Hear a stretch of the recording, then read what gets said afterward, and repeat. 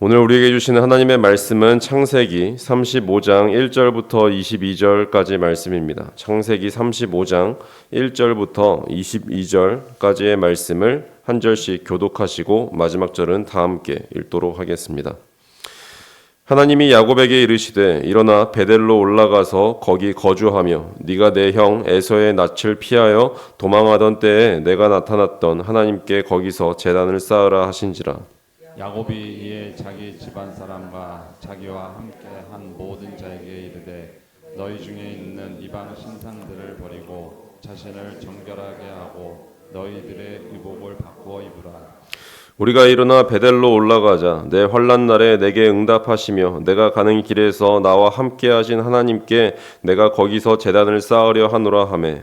그들이 자기 손에 있는 모든 이방 신상들과 자기 귀에 있는 귀고리들을 야곱에게 주는지라. 야곱이 그것들을 세김 근처 상수리 나무 아래에 뒀고 그들이 떠났으나 하나님이 그 사면 고을들로 크게 두려워하게 하셨으므로 야곱의 아들들을 추격하는 자가 없었더라.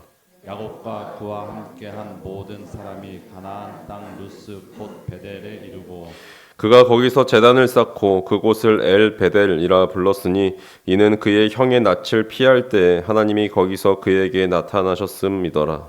리브가의 유모 드보라가 죽음에 그를 베델 아래에 있는 상수리 나무 밑에 장사하고 그 나무 이름을 알론 바쿠시라 불렀더라. 야곱이 밧단 아람에서 돌아오매 하나님이 다시 야곱에게 나타나사 그에게 복을 주시고 하나님이 그에게 이르시되 네 이름이 야곱이지만은 네 이름을 다시는 야곱이라 부르지 않겠고 이스라엘이 네 이름이 되리라 하시고 그가 그의 이름을 이스라엘이라 부르시고 하나님이 그에게 이르시되 나는 전능한 하나님이라 생육하며 번성하라. 한 백성과 백성들의 총회가 내게서 나오고 왕들이 내 허리에서 나오리라. 내가 아브라함과 이삭에게 준 땅을 네게 주고 내가 네 후손들에게 그 땅을 주리라 하시고 하나님이 그와 말씀하시던 곳에서 그를 떠나 올라가시는지라.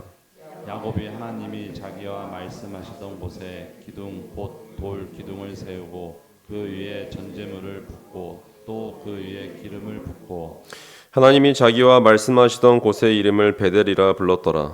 그들이 베델에서 길을 떠나 에브라스에 이르기까지 얼마간 거리를 둔 곳에서 라헬이 해산하게 되어 심히 고생하여 그가 난산할 즈음에 산파가 그에게 이르되 두려워하지 말라. 지금 내가 또 등남하느니라 하매 그가 죽게 되어 그의 혼이 떠나려 할 때에 아들의 이름을 베노리라 불렀으나 그의 아버지는 그를 베냐민이라 불렀더라. 라헬이 죽음에 에브랏 곧 베들레헴 길에 장사되었고 야곱이 라헬의 묘에 비를 세우더니 지금까지 라헬의 묘비가 일컫더라. 이스라엘이 다시 길을 떠나 에델 망대를 지나 장막을 쳤더라. 이스라엘이 그 땅에 거주할 때 때 루벤이 가서 그 아버지의 첫 빌하와 동침함에 이스라엘이 이를 들었더라. 야곱의 아들은 열두리라. 야곱의 아들들은 아멘. 등산을 좋아하시는 분들의 이야기를 듣다 보면 이제 히말라야 같은 그런 높은 산을 오르는 이제 등반가들에게 가장 위험한 순간이 언제일까라는 그런 질문을 해본 기억이 있습니다. 이제 그런 등반가들이 했던 답변 중에 하나는 눈보라가 몰아칠 때 아니면 깎아지른 절벽을 오를 때가 가장 위험하다라고 저희가 생각하기 쉬운데 그런데 이제 전문 산악인들의 말씀에 의하면 의외의 대답을 하시더라고요. 바로 베이스 캠프에 머물 때가 가장 위험하다고 이렇게 답변을 하십니다. 뭐 매서운 추위와 이제 싸우면서 이제 등산을 계속 하다가 베이스 캠프 텐트 안으로 들어오면 따뜻한 난로가 있고 배불리 먹을 식량이 있습니다. 그 안락함에 한번 취하고 나면 다시 그 차가운 바깥으로 이제 나가서 정상을 향해 올라가고 싶은 그 의지가 이제 꺾인다라고 이야기한다라는 겁니다. 몸이 편해지면 우리가 가야 할 그 목적지를 잃어버리게 되는 것이죠. 어제까지의 그 말씀은 이제 토요일 주일까지 34장을 살펴보았었는데 이 야곱 인생의 최종 목적지는 세상의 성공이나 부유함이 아니야 하나님을 처음 만났던 영적인 고향 바로 베델이었습니다. 그런데 야곱은 이제 34장에 나오는 것처럼 세겜이라는 그 베이스 캠프에 도착하자 그곳의 따뜻함과 화려함에 마음을 빼앗겨 버립니다. 텐트의 지퍼를 꼭꼭 닫아버리고 베델로 향하던 그 발걸음을 그만 멈춰버린 것이죠. 우리에게도 이 영적인 발걸음을 멈추게 만드는 세겜이라는 곳이 우리에게 있습니다. 이 정도면 살만하다. 이 정도의 신앙생활이면 충분하다라고 하면서 안주하며 있는 바로 그 자리가 우리의 세겜입니다. 이 야곱이 이 안락한 세겜에 짐을 풀었을 때 어떤 비극이 찾아왔는지는 그리고 그 하나님은 그를 다시 어떻게 베델로 이끄시는지 한번 오늘 말씀을 통해서 한번 살펴보겠습니다. 우리는 흔히 고난 속에서 하나님을 찾습니다. 고난 속에서요. 힘들고 아플 때, 어려운 일이 생겼을 때 무릎을 꿇게 되죠. 그런데 생각해 보면 우리의 신앙이 가장 큰 위기를 맞이할 때는 아까 제가 이야기했듯이 베이스 캠프, 고난의 때가 아니라 오히려 평안하고 풍요로울 때인 경우가 훨씬 많다라는 사실을 우리는 알고 있습니다. 이 교회를 다니는 분들 중에 굉장히 어렵고 힘드실 때 기도를 열심히 하시다가 문제가 해결되고 나서 교회를 계속 다니시고 믿음이 더욱더 깊어지면 감사한데 오히려 예배의 발길이 끊어지고 뜸해진 경험이 있으신 분들을 주변에서 종종 보게 됩니다. 야곱의 인생이 꼭 그랬죠. 야곱은 외삼촌 라반의 집에서 20년이라는 긴 세월 동안 온갖 고생을 다하면서 가족을 이루고 재산을 모았죠. 하나님의 도우심으로 형 에서와의 오랜 갈등도 극적인 화해를 경험하게 되었고 마침내 가나안 땅 세겜 근처에 자리를 잡아 드디어 평안이라는 것을 누리게 됩니다. 그런데 그 평안이 오래 가지 않았습니다. 세겜에서의 삶은 어제까지의 말씀처럼 야곱의 가정이 서서히 그러나 분명하게 영적 타락과 세속화로 이제 이끌어 갔습니다. 그 결과가 이 바로 야곱의 딸 디나가 겪은 끔찍한 수치의 사건이었고 또 그 보복으로 시므온과 레위가 저지른 잔혹한 살육이었습니다. 아들들은 아버지의 허락을 구하지도 않았고 제멋대로 보복에 나섰고 야곱은 가장으로서 영적 지도자의 권위를 완전히 잃어버리고 말았습니다. 야곱이 아들들에게 너희가 큰 일을 저질러서 이 땅에서 우리가 살 수 없게 되었다라고 이렇게 이야기했지만 아들들은 오히려 아버지에게 그러면 누이를 그냥 내버려 두란 말씀이세요라고 이렇게 말하면서 당당하게 대듭니다. 아버지의 말이 전혀 먹히지 않는 그런 상황에 이 야곱이 처해 있었습니다. 이것은 그냥 단순히 그냥 가정의 불화, 가정이 무너지는 이야기가 아니죠. 하나님이 친히 택하신 언약 백성 그 자체가 영적인 방향을 잃고 허물어져 내리는 위기였습니다. 오늘날 우리 교회와 가정이 겪은 위기도 참 비슷합니다. 세상의 가치와 풍습을 따르는 이 세속화의 물결이 우리를 덮쳐오기 시작할 때 우리는 영적인 지도력을 잃고 방황하게 됩니다. 야곱은 그 위기 앞에서 아무것도 할 수 없는 무기력한 존재였습니다. 바로 그때 하나님께서 침묵을 깨고 개입하기 시작하시죠. 이 야곱이 깊은 절망과 두려움에 빠져 있을 때 하나님은 아무 일도 하시지 않는 것처럼 보입니다. 딸이 수치를 당할 때도 아들들이 반항할 때도 하나님은 침묵하고 계셨습니다. 여러분 오늘 창세기 35장을 저희가 보고 있는데 창세기 34장을 보면 하나님이라는 단어는 한 번도 나오지 않습니다. 또 침묵이죠.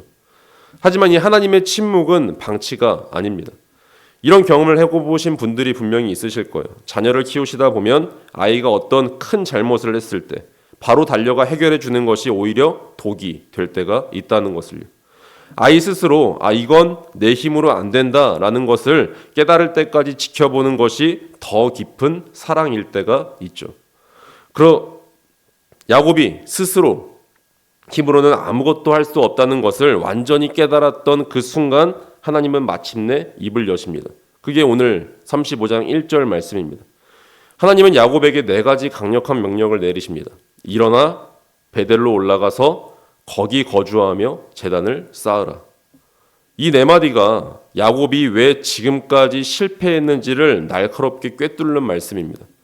야곱은 30년 전 베델에서 하나님께 서원한 것을 잊어버리고 세겜의 안락함에 거주하면서 하나님과의 깊은 교제를 소홀히 해온 것이죠. 하나님의 말씀이 임하자 야곱은 어떻게 반응하죠? 즉시 반응합니다. 이것이 회복의 시작입니다. 신앙의 위기를 돌파하는 길은 유일한 길은 하나님의 말씀을 듣고 즉각 반응하는 것입니다. 야곱은 이제야 영적인 지도자의 정체성을 다시금 되찾습니다. 그는 가족들을 불러 모아 세 가지를 이야기합니다. 첫 번째는 이방 신상들을 버려라 라고 말합니다. 세겜에 머문 동안 가족들의 삶은 우상과 함께 살았죠. 그것을 당장 제거하라 라는 것입니다. 어떤 우상들이었을까요? 라헬이 아버지 라반의 집에서 몰래 가져왔던 드라빔, 그리고 아들들이 세겜에서 약탈한 이방 신상들이었지 않았을까요? 오래전부터 버렸어야 했던 것들인데 세겜에 정착하는 동안 아무도 모르게 함께 품어왔던 것이죠. 그리고 두 번째로 야곱은 이야기합니다. 자신을 정결하게 하라. 겉만 씻는 것이 아니라 내면 깊은 곳에 쌓인 부정함을 씻어내라 라고 하는 영적인 성결을 요구합니다. 그리고 세 번째는 의복을 바꾸어 입으라 라고 말씀합니다. 겉모습만이 아니라 삶의 방식과 태도를, 가치관 자체를 근본적으로 바꾸라 라는 그런 상징적인 행위로서 의복을 바꾸어 입으라 라고 말합니다. 놀라운 것은 지금까지 야곱의 말을 듣지도 않았던 그 모든 가족들이 순순히 이 말에는 따릅니다. 그들은 숨겨두었던 귀고리와 우상들을 모두 내놓습니다. 야곱은 그것들을 세겜 근처 상수리 나무 아래에 깊이 묻죠. 이것은 과거의 세속적인 삶과의 완전하고도 분명한 결별 선언입니다. 우리가 하나님께 다시 나아가기 위해서는 우리가 아끼던 것들, 값비싼 귀고리와 같이 세상에서 내 자존심을 세워주고 나를 드러냈던 것들을 과감히 상수리 나무 아래에 묻어버려야 합니다. 그것이 무엇인지는 각자 우리 마음속에 이미 알고 계실 것입니다. 다시금 말씀으로 돌아와서 이 야곱 일행이 세겜을 떠나서 이 베델로 향하는 그 길은 사실 매우 위험한 길이었죠. 아들들이 저지른 이 학살 사건이 있었기 때문에 언제든 주변의 사람들이 야곱에게로 와서 다 죽여도 할 말이 없는 상황이었습니다. 그러나 이 야곱에게 그 여정은 사실상 목숨을 건 모험이었습니다. 그런데 놀라운 일이 벌어집니다. 오늘 말씀에 의하면 하나님께서 주변의 모든 성읍 가운데 큰 두려움을 주십니다. 그래서 그 누구도 야곱의 가족을 건드리지 못했죠. 아무도 추격해 오지 못했습니다. 이것이 바로 믿음의 본질이 아닐까라고 묵상해 보았습니다. 상황이 안전해서 나가는 것이 아니라 눈앞의 조건이 완벽하게 갖춰져서 순종하는 것이 아니라 이런 하나님의 말씀을 붙들고 결단하고 나아갈 때 하나님이 친히 우리를 대신에 싸우시며 앞길을 열어주시는 것, 그것을 믿는 것이 믿음의 본질이 아닐까라고 묵상해 보게 되었습니다. 마치 홍해 앞에 선 이스라엘 백성처럼 말이죠. 야곱의 경우도 마찬가지였습니다. 하나님의 말씀에 순종하는 순간, 일어난 그 순간 하나님이 그 길을 먼저 만들어 주셨습니다. 마침내 베델에 도착한 야곱은 제단을 쌓고 그곳을 엘 베델이라고 부릅니다. 베델의 하나님이라는 뜻입니다. 30년 전 형 에서를 떠나서 혼자 밤길을 달아났던 그 외롭고 초라한 도망절 시절에 자신을 만나주셨던 그 하나님을 기억하면서 이제는 온 가족과 함께 예배의 자리를 세웁니다. 이때 성경은 작지만 의미심장한 장면 하나를 기록하고 있어요. 리브가의 유모였던 드보라가 죽어 장사되는 장면입니다. 이게 왜 나오지? 라고 생각할 수 있지만 드보라는 이 리브가가 이삭에게 시집 갈 때부터 함께했던 야곱에게는 할머니와 같은 그런 존재였습니다. 성경이 유독 이 여인의 죽음을 비중 있게 기록한 이유가 있습니다. 드보라는 오랜 세월 이 야곱의 가정과 함께하면서 그 가정이 다시 예배로 회복되는 모습을 눈으로 본 뒤, 확인한 뒤 그제야 평안히 눈을 감습니다. 그녀가 묻힌 나무의 이름은 알론바굿, 통곡의 상수리 나무입니다. 오늘 말씀에 나오고 있습니다. 야곱 가족의 깊은 슬픔과 함께 한 시대가 가고 하나님의 새로운 언약의 시대가 열리고 있음을 보여주는 아름다운 장면입니다. 제단을 쌓은 이 야곱에게 하나님은 다시 나타나 복을 주십니다. 그리고 그의 이름을 다시 한번 확인해 주시죠. 네 이름이 야곱이지만 다시는 야곱이라 부르지 않겠다. 이제부터 네 이름은 이스라엘이다 라고 말합니다. 이미 하나님과의 그 씨름에서 이미 받은 이름이지만 그 이름에 걸맞은 삶을 살지 못한 야곱이었죠. 그래서 세겜에서의 삶을 다시금 돌아보게 하는 이야기입니다. 그런데 하나님은 이 베델에서 다시 한번 이 야곱의 이름을 확증하시면서 너는 하나님의 통치 아래에 있는 언약의 백성이다라고 다시 선포해 주신 것입니다. 하나님은 또한 자신을 엘샤다이, 전능의 하나님이라고 계시하십니다. 이 표현은 하나님께서 아브라함에게 처음 언약을 주셨던 말씀이죠. 야곱이 아브라함과 이삭으로 이어지는 언약의 정통 후계자임을 다시 한번 보증해 주는 말씀입니다. 그러나 오늘 말씀은 거기서 끝났으면 너무나 좋았겠지만 회복 이후에도 삶의 고통은 끝나지 않습니다. 사랑하는 아내 라헬이 베냐민을 낳아 세상을 떠나죠. 장남 르우벤이 나중에 끔찍한 폐륜을 저지르기도 합니다. 이것이 현실이죠. 하나님께 돌아왔다라고 해서 인생의 모든 고통이 사라지지 않습니다. 하지만 성경은 이 모든 비극적인 기록 끝에 조용히 이렇게 덧붙입니다. 오늘 마지막 절입니다. 야곱의 아들은 12이라. 인간의 연약함과 죄악에도 불구하고 하나님은 이 12아들을 통해서 이스라엘이라는 거대한 언약 공동체를 완성해가고 계셨다라는 말씀입니다. 짧은 말씀이지만 실패와 눈물 속에서도 하나님의 계획은 결코 멈추지 않는다라는 얼마나 깊고도 깊은 위로의 말씀입니까? 말씀을 마무리하겠습니다. 베델은 오늘날의 교회를 예표합니다. 이 이른 새벽 우리가 이 자리에 나온 것 그 자체가 이미 세겜을 떠나 베델로 향하는 발걸음이지 않을까요? 세상의 풍요와 유혹 속에서 영적인 감각을 잃어버렸다면 다시 하나님의 집인 베델로 올라와야 합니다. 예배를 회복하고 우리가 그동안 손에 꼭 쥐고 놓지 못했던 우상들을 상수리 나무 아래 묻어야 합니다. 그것이 체면이든 재물이든 자녀에 대한 과한 기대든 남의 시선에 대한 집착이든 각자 마음 안에 하나님보다 더 크게 자리 잡고 있는 바로 그것 말입니다. 하나님은 우리가 침묵의 터널을 지날 때에도 여전히 우리를 지켜보고 계십니다. 그리고 우리가 말씀에 순종하여 일어날 때 엘샤다이, 전능하신 그 하나님의 능력으로 우리를 보호하시고 앞길을 열어주십니다. 오늘 세상을 향한 이 욕망의 옷을 벗어버리고 거룩함의 의복으로 갈아입는 우리가 되길 간절히 원합니다. 하나님과의 관계가 다시 회복되는 이 진정한 엘 베델의 은혜가 한 분 한 분의 가정과 삶 위에 가득하기를 주님의 이름으로 간절히 축원합니다. 기도하시겠습니다. 사랑과 은혜가 풍성하신 하나님 아버지, 이 이른 새벽 세상의 분주함을 뒤로하고 이 자리에 나올 수 있도록 불러주신 은혜에 먼저 감사드립니다. 우리의 눈이 무겁고 몸이 피곤한 이 시간에도 하나님의 집을 향해 발걸음을 옮긴 이 한 사람 한 사람을 주님께서는 기쁘게 받아주시리라 믿습니다. 오늘 말씀을 통해 우리 자신의 민낯을 보게 하셨습니다. 야곱처럼 우리도 하나님께 서원했던 그 약속들을 까맣게 잊은 채 세겜의 안락함 속에 짐을 풀고 살아왔음을 고백합니다. 이 고비만 넘기면, 이것만 해결되면 하나님께 온전히 나아가겠다 다짐했지만 막상 평안이 찾아오자 텐트의 지퍼를 닫아버리고 베델로 향하던 발걸음을 멈추어 버렸습니다. 주님 용서하여 주시옵소서. 우리 손에 꼭 쥐고 놓지 못했던 것들을 주님 앞에 오늘도 내려놓습니다. 내 체면과 내 명예, 재물에 대한 욕심, 사람의 시선에 대한 집착, 하나님보다 더 크게 마음을 차지하고 있던 그 모든 것들을 오늘 이 자리에서 상수리 나무 아래에 묻어버리기를 간절히 원합니다. 우리 스스로의 힘으로는 내려놓을 수 없사오니 주님께서 우리의 손을 펴주시옵소서. 주님, 우리 가정들을 위해 기도합니다. 야곱의 가정이 세겜에서 무너졌듯이 세상의 물결에 휩쓸려 영적인 권위를 잃어버리는 가정들이 많습니다. 침묵하는 야곱처럼 말이 통하지 않는 자녀들 앞에서 무기력하게 서 있는 부모님들도 계십니다. 말씀도 기도도 예배도 점점 뒷전으로 밀려나고 있는 가정들도 있습니다. 주님, 그 가정마다 찾아가 주시옵소서. 하나님께서 야곱을 다시 부르셨듯이 오늘 이 말씀으로 우리 가정을 다시 불러 주시옵소서. 하나님의 말씀에 순종하여 일어선 이 야곱에게 길을 열어주셨던 것처럼 오늘도 말씀대로 살아가고자 결단하는 모든 성도님들의 앞길에도 주님께서 먼저 걸어가 주시옵소서.